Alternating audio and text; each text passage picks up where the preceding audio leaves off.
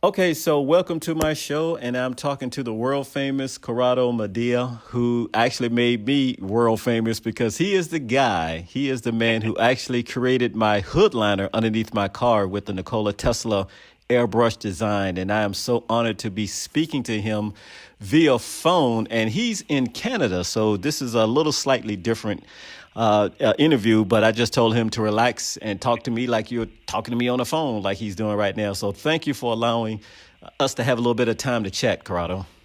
No problem. Purcell, my name is Corrado Malia, and I painted your hood liner, and I painted a bunch more, but you can ask me, go ahead, ask me anything you want. So. Okay, so let's first start off with, are you originally Canadian? Were you born in Canada? Yeah, I was born in Canada. Both my parents were born in Italy. All my family is born in Italy. They came here years ago, so I'm Italian-Canadian heritage. Wow, so you speak French and Italian and English? No, well, I speak English. They teach us French in school, but that was years ago. I don't really speak French. I speak only a little bit of Italian because my parents taught to me in English as I was growing up. So. Okay, all right. So how did this painting and artwork that happen? How did it all begin with you? Well, okay, so I always drew in pictures in school. Actually, what I wanted to do when I was younger, I wanted to do comic books. But in those days, I always heard you had to, and I think in those days you did. This would have been in the 80s. You had to move to New York to break in, and I couldn't do that. But then I just started, I noticed that downtown Toronto there was huge murals, like world-class murals, like on buildings, and they were amazing, and that kind of inspired me to, like, maybe I should try this. And I've been doing it for painting wall murals for almost 25 years now. Wow. I do kids' rooms, restaurants, businesses, like pretty much anything, so. Are you self-taught or did you go to school? Because the stuff that you have done is amazing. Well, thank you. Well, I mean, I took art in school. There wasn't really anywhere to learn what I do. I think now it's probably easier with YouTube, but I'm basically self-taught. I mean, I was like a sponge. I tried to, there was Airbrush magazines, which helped a lot, and but yeah, I'm basically self-taught. It's a lot of trial and error. Right. I'm still learning stuff all the time, right? Like, I'm not that great at scenery. I'm still trying to improve that, but like every time I do a piece, I try to learn from what I do. So right. So yeah. It's amazing, like your artwork is, but also you said something that a lot of people who are listening to this don't know. You said that you were into comic books, and a lot of your airbrush stuff is basically some of the greatest comic book airbrush paintings I've seen. Well, I love comic books. I collect them when I was younger.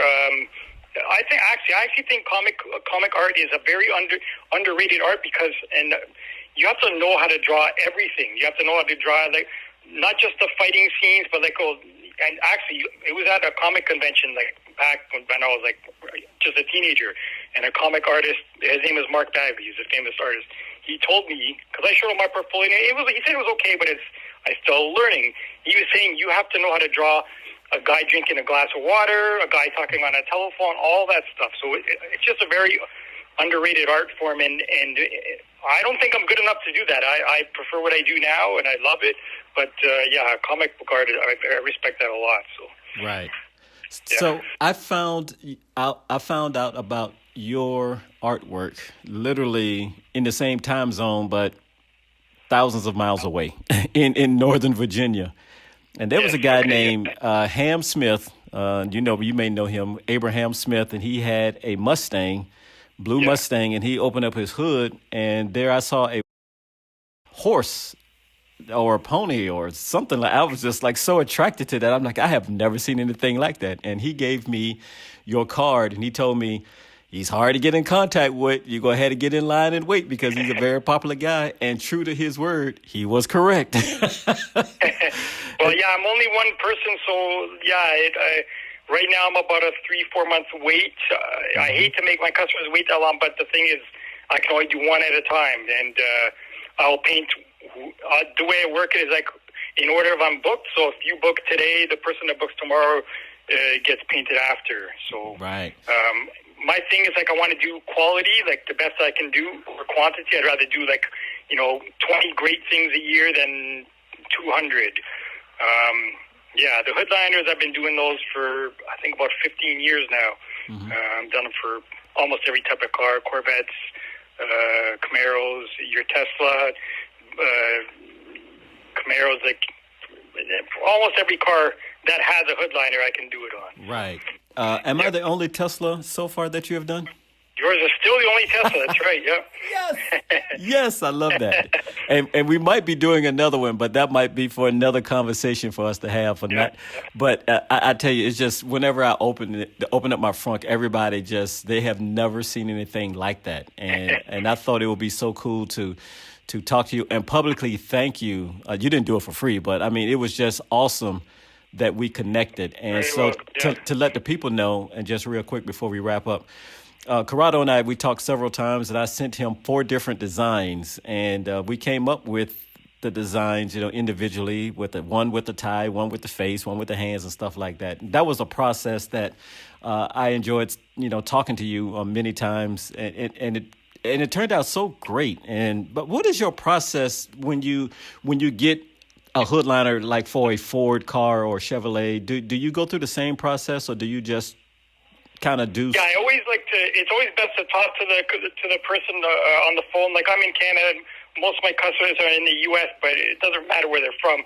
I like to take into account the color of the car and what they want.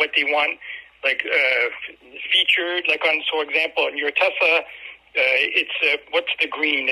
It's a titanium metallic. Titanium metallic, and it has a green tinge to it. Right. Yes. So I like to usually work with that color scheme, but also like you wanted Nicola there, you wanted like the energy, and so I always work with the vision that they have, and then I'll do a design, and then the customer has to approve the design. If things need to be changed, I'll do some change. It has to be right. There's no like. The design has to be okay. The customer has to love the design, and then I'll paint it. Right. It's like measure twice and then paint it once. That's right. Yeah. So you sent me some photos, which people are probably looking at right now. That you start off with like a white process. You do the drawing of the lines, and then you kind of airbrush everything in, and then you have a final result. And you were sending me sketches and things like that initially, and then it was just amazing how it came out. How long does it take you to do a hood liner normally? Average about like between design, priming, paint, and clear coat, about a week. About a week. And is that the only thing that you're working on? Or I know you do other stuff, but do you ever do 2 hood liners at one time? Like you work on this one and then you stop and you start on another one? No, I don't. Yeah, so I'm a wall painter, so I do wall murals. But with the hood liners, I use like right now I got about 8 in my basement that I'm in my studio that I'm waiting to do, but I'm working on a school.